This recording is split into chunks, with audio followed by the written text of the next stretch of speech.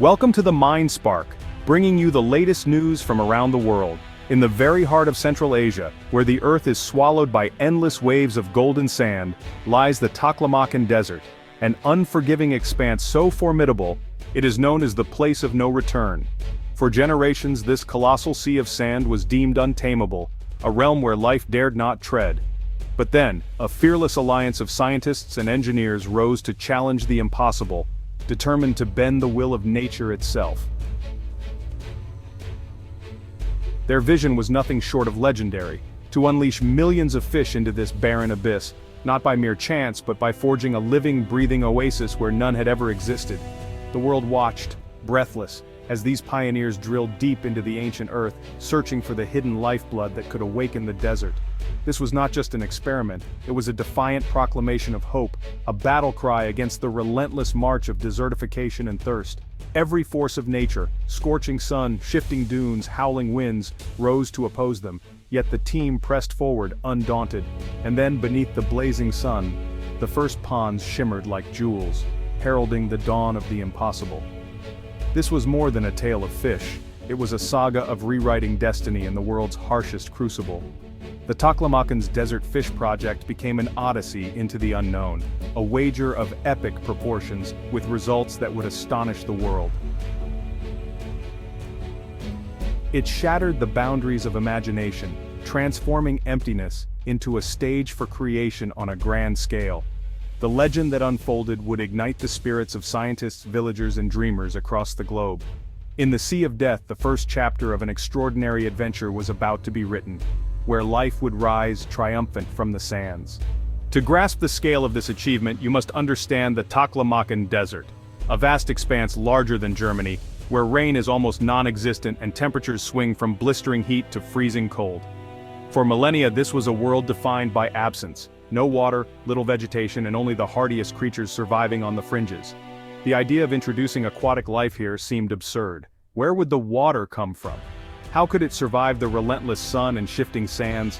The desert's remoteness made every step a logistical nightmare. Equipment, supplies, and people had to cross treacherous terrain. Sand invaded everything, burying structures and clogging machinery. Building stable, water-filled ponds required monumental engineering and perseverance. The ancient Silk Road skirted the Taklamakan's deadly heart, a testament to its fearsome reputation. This project was a direct challenge to the desert's identity. A bid not just to survive at the edges, but to create life at its core. It was a confrontation with the very definition of what a desert could be. The Taklamakan was about to be transformed from a realm of silence into a stage for one of science's boldest experiments. The world watched, waiting to see if life could truly take root in the Sea of Death. The project's breakthrough came with the discovery of a vast, hidden ocean of saline groundwater beneath the desert. This ancient salty water, remnants of prehistoric seas, was useless for drinking or farming, but it held untapped potential. Using seismic imaging and satellite data, scientists mapped aquifers holding more water than the Great Lakes, hundreds of meters below the sand. Most saw the high salinity as a dead end, but the project's visionaries saw opportunity. Certain life forms thrive in salt, and this realization shifted the project from dream to reality. Drilling deep into the earth, the team finally brought the ancient water to the surface, a moment of triumph in the world's driest place. The saline water became the foundation for a new kind of ecosystem, guiding every decision about which plants and animals to introduce. This was a paradigm shift. Deserts weren't just barren because they lacked fresh water. Other resources could be harnessed with creativity. The project became a lesson in working with nature, not against it. The hidden sea was no longer a secret, but a resource ready to be transformed. The Taklamakan's ancient saline heart would soon beat with new life. The impossible was now within reach. The desert's greatest limitation had become its greatest asset. With water secured, the next challenge was containment. Digging a hole in the sand wasn't enough, the ground was too porous and the sun too fierce. Engineers designed multi-layered ponds, compacted earth, impermeable polymer liners, and windbreaks to shield against sandstorms. Solar panels powered pumps and sensors, turning the desert's sunlight into a sustainable energy source. The ponds were interconnected, allowing precise control of salinity and water flow. As water evaporated, new saline water was pumped in, maintaining the delicate balance needed for life. Floating covers and sand fences reduced evaporation and protected the ponds from the elements. These weren't just pools, they were engineered biomes, resilient against the Taklamakan's harshest forces. The fusion of heavy construction and smart technology made the project possible. The ponds became cradles for life, ready to nurture a new ecosystem. In the heart of the desert, the first oasis was born.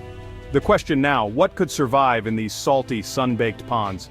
Biologists selected salt-tolerant fish, tilapia, hardy carp, and brine shrimp, species adapted to thrive in brackish water. The first release of millions of fingerlings was a leap of faith. But the plan went further, to build a complete food web, starting with salt-loving algae and phytoplankton. Brine shrimp fed on the algae, and in turn, became food for the fish. Along the pond banks, salt-tolerant plants like salicornia and reeds were planted, stabilizing the sand and enriching the ecosystem. These plants drew moisture from the saline water, their roots binding the soil and their decay feeding the aquatic life. The system was closed-loop fish waste fertilized plants and algae, plants sheltered young fish, and shrimp linked the chain. This was ecological engineering at its finest, a self-sustaining community woven together from scratch. In the desert, a symphony of survival began to play. The desert fought back at every turn. Scorching sun threatened to overheat the ponds, so engineers deepened sections and installed solar-powered aerators to keep water cool and oxygenated. Sandstorms, black hurricanes, could bury weeks of work, so sand fences and tough shrubs were planted as living windbreaks. As life flourished, birds arrived, drawn by the new abundance. To protect young fish, netting was placed over nursery ponds until populations stabilized.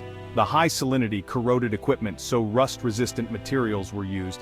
The abrasive sand wore down machinery, and the desert's isolation made repairs slow and difficult.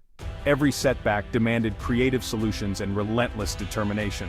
Each small victory made the project stronger and more resilient. The team's perseverance turned adversity into innovation. Against all odds, the oasis survived and thrived. The results were astonishing. Around the ponds, green life began to spread. Salt-tolerant plants took root, stabilizing soil and creating new topsoil. Insects arrived, followed by birds, and a vibrant green corridor emerged in the heart of the desert. The ecosystem rippled outward. Plants attracted pollinators, insects fed birds, and the ponds became magnets for migratory wildlife. The silent desert was now alive with birdsong, buzzing insects, and the gentle splash of water. The ponds even changed the local microclimate, raising humidity and creating morning dew, vital for plants and animals. A new, localized water cycle began to form, making the area more hospitable. The interconnected web of life, fish, plants, insects, birds, supported and reinforced itself. The Taklamakan, once a place of no return, now hosted a thriving oasis. The transformation was visible, audible, and undeniable. The project proved that even the harshest landscapes can be renewed. The Sea of Death was now a cradle of life. The world took notice, inspired by the desert's rebirth. The Taklamakan project changed lives. Local communities gained jobs, training, and a sustainable source of food. Children who knew only sand now saw birds, plants, and water, sparking hope for the future. The project held back encroaching dunes and transformed the relationship between people and their land. Its lessons resonate far beyond China. Deserts are not wastelands, but places of hidden potential. By working with nature and harnessing unconventional resources, we can create life where none seemed possible. The project's closed-loop system and use of renewable energy offer a blueprint for sustainable development worldwide. The image of fish swimming in the Sea of Death is a testament to human ingenuity and ecological respect. With courage and creativity, we can heal damaged landscapes and create abundance in the most unlikely places. The Taklamakan's miracle reminds us, even in the harshest deserts, hope can take root.